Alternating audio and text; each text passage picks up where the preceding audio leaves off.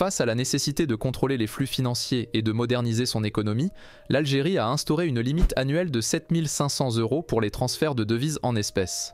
Cette mesure, qui a suscité des débats, a été clarifiée récemment par le ministre des Finances, Laziz Faïd. Dans ses réponses aux interrogations des députés, le ministre a expliqué les raisons de cette limitation, ses objectifs et ses implications pour les résidents, les non-résidents et la diaspora.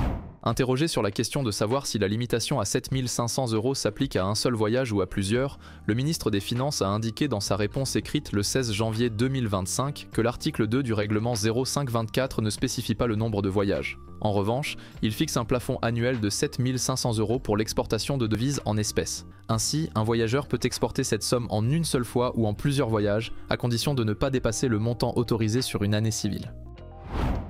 Pour les montants transférés, le ministre a rappelé qu'une attestation bancaire est désormais obligatoire. Ce document, fourni par une banque algérienne pour les comptes en devises, assure une transparence dans les opérations financières et facilite le suivi des transferts. Ce cadre réglementaire n'est pas nouveau puisqu'il s'appuie sur des dispositions déjà en vigueur comme le décret 61-87 datant de 1987.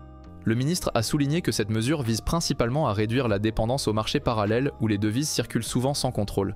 En favorisant leur réintégration dans le circuit officiel, cette initiative contribue à renforcer la stabilité de l'économie nationale. En outre, la Banque d'Algérie encourage l'utilisation de solutions modernes comme les cartes bancaires internationales, offrant des alternatives sûres et pratiques pour les paiements à l'étranger. Cela diminue les risques liés au transport de liquidités et améliore la sécurité des transactions financières.